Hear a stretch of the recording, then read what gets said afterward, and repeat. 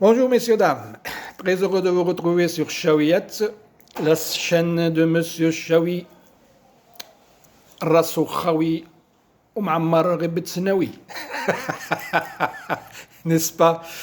Bon, il faut prendre les choses à la légère, avec humour et surtout être sérieux sans jamais se prendre au sérieux. En tout cas, telle est ma devise. Alors aujourd'hui, je vais essayer de répondre à la question la plus récurrente à propos de ceci n'est pas un miroir et qui porte justement sur la durée d'écriture de ce roman. Alors comme vous le savez, pour les personnes qui ont déjà acheté le livre ou personnes qui ont simplement consulté la quatrième de couverture, il est mentionné que ce livre a été publié en moins de 15 jours. A été écrit en moins de 15 jours. Exactement, il a été écrit en 13 jours parce que j'avais commencé l'écriture le 23 mars, si mes souvenirs ne me trompent pas, le 23 mars 2020, et je l'ai terminé le 4 avril 2020. Donc ça fait plus ou moins 13 jours. Et donc aujourd'hui, je vais essayer de répondre à la question est-ce que j'ai pu écrire ce livre en 13 jours? Et bien entendu, qu'est-ce qui a fait que ce livre, j'ai pu l'écrire en 13 jours? Mais tout d'abord, permettez-moi quand même de réitérer mes remerciements les plus sincères à toutes les personnes qui continuent, bien entendu, à apporter de l'intérêt à ce que j'écris, qui continuent à me communiquer leur impression, que ce soit sous forme de commentaires, sous forme de questions et parfois sous forme de critiques. Et donc, comme je l'ai dit dans la précédente vidéo, parmi les questions les plus récurrentes à propos de ceci n'est pas un miroir, celles qui portent sur la durée de l'écriture. Effectivement, beaucoup de personnes ont exprimé leurs réserves, pour ne pas dire leur scepticisme à ce propos. C'est leur droit le plus légitime. Toutes les questions, en tout cas pour moi, sont permises lorsqu'on est, bien entendu, un lecteur. OK ? Première chose à signaler, c'est que cela va sans dire qu'aucun écrivain n'est obligé de répondre aux questions. Un écrivain, une fois qu'il termine son objet littéraire, il le met à la disposition du public et le public a le droit d'en dire ce qu'il veut et l'écrivain n'est pas obligé de répondre à toutes les questions. Mais il me semble, mais ça n'engage que moi, il me semble que le fait d'acheter le livre, de le lire et en plus de communiquer ses impressions et de poser des questions, pour moi c'est une forme de générosité du lecteur qui appelle une générosité de l'écrivain.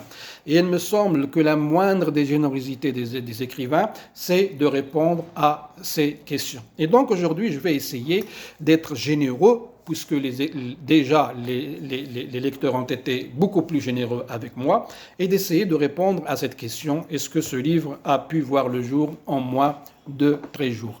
Je précise simplement que l'explication que je vais donner, ce n'est pas une justification.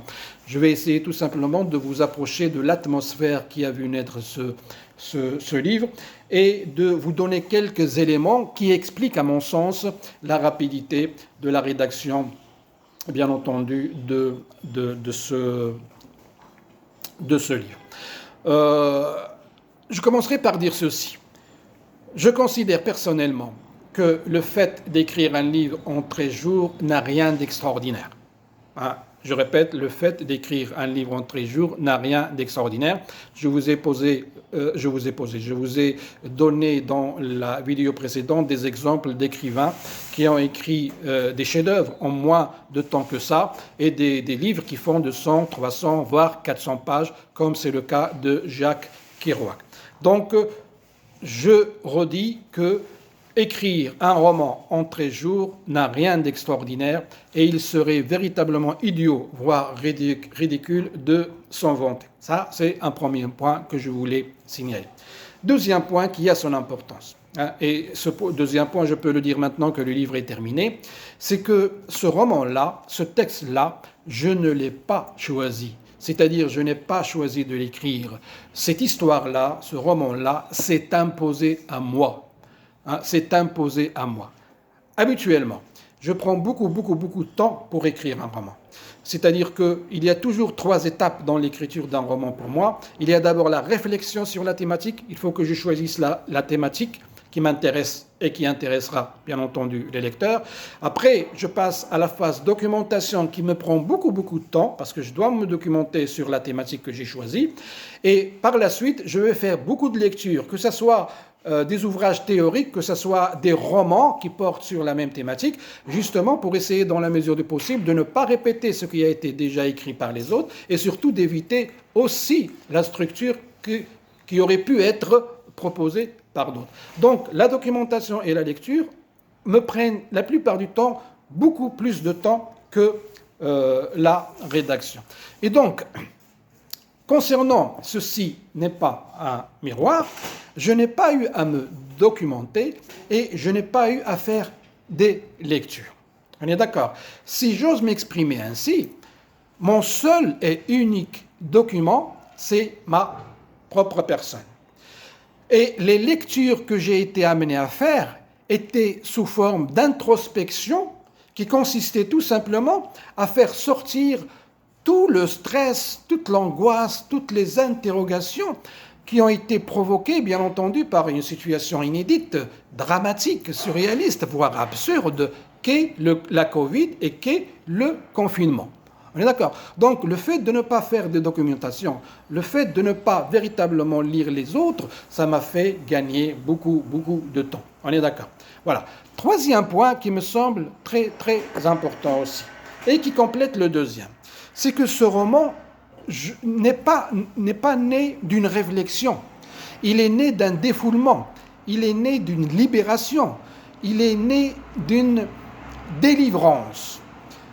C'est un défoulement, une libération et une délivrance qui se sont manifestés sous forme de ce que j'appellerais une explosion scripturale.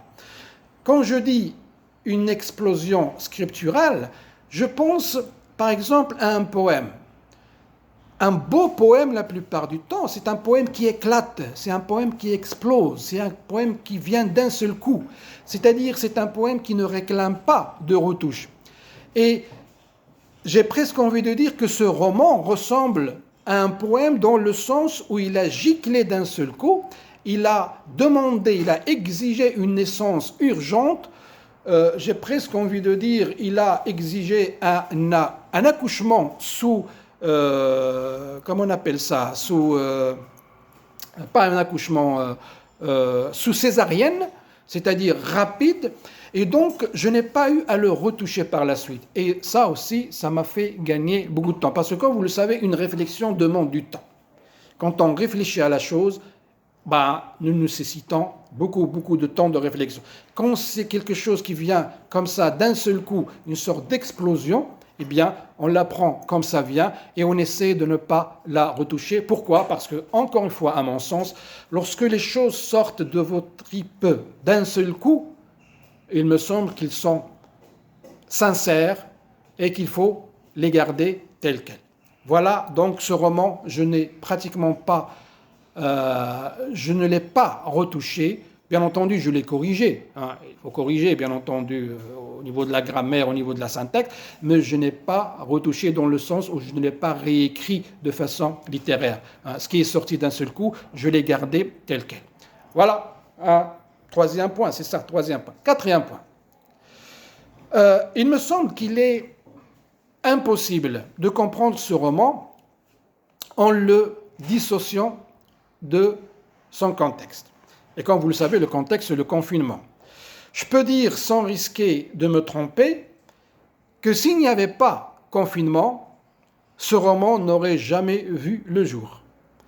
Autrement dit, c'est le confinement qui a été le déclencheur, qui a été le moteur, qui a été le procréateur. Et si vous voulez que j'emploie un jargon universitaire pour faire plaisir, bien entendu, à certains universitaires qui ne jurent que par les mots techniques, je dirais que le confinement était un adjuvant qui a aidé le personnage dans sa quête. Et donc, cela explique justement aussi l'atmosphère sombre, noire, surréaliste, voire absurde dans laquelle baigne, bien entendu, ce roman. D'ailleurs, je me demande pour quelqu'un qui a écrit des choses pendant le confinement, je me demande s'il lui était possible d'écrire autre chose qui ne soit pas sombre, noire et parfois intrigante et dramatique. On est d'accord. Il me semble que toute écriture est assujettie à son contexte d'écriture. Qu'est-ce que j'appelle le contexte d'écriture? C'est tout simplement le contexte dans lequel écrit l'écrivain.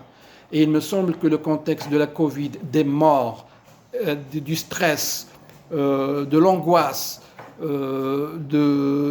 comment dirais-je, du confinement, qu'on peut considérer comme une sorte de prison, il me semble que dans cette atmosphère-là, il est véritablement très difficile d'écrire des romans de rose. Mais bref.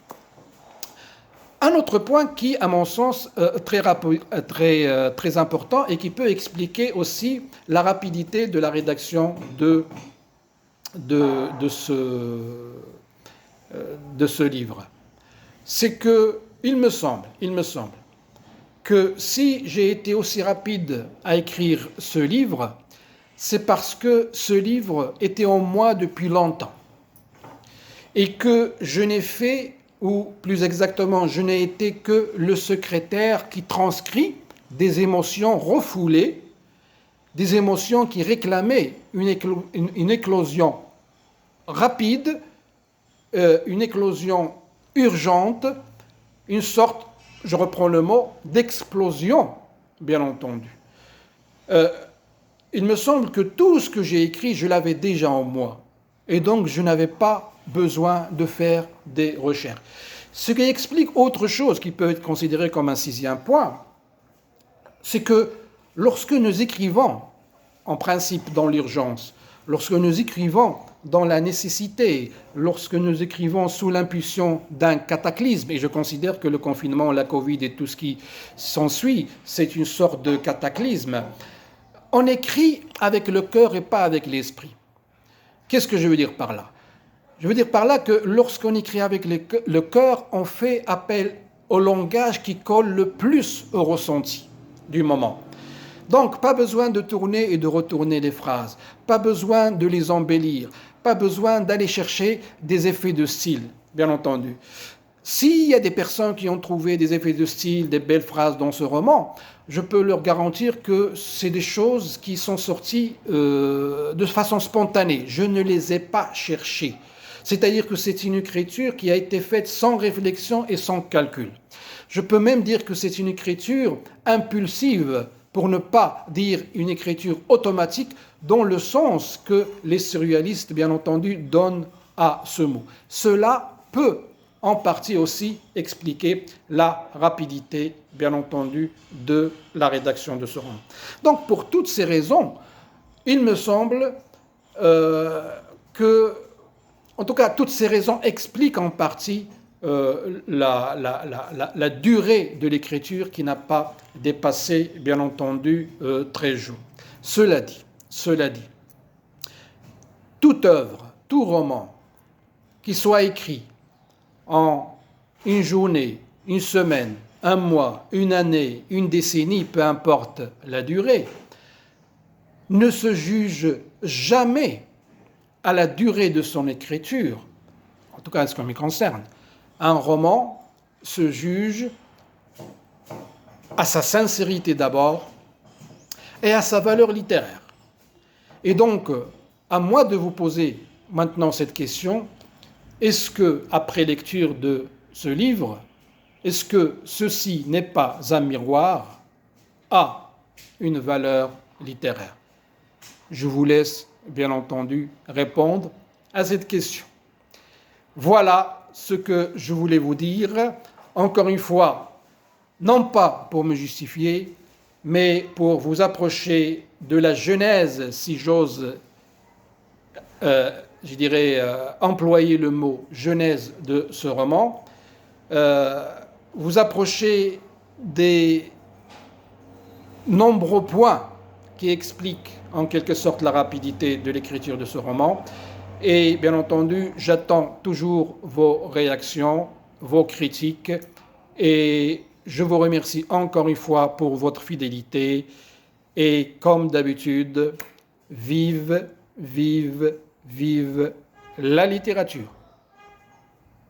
Ciao.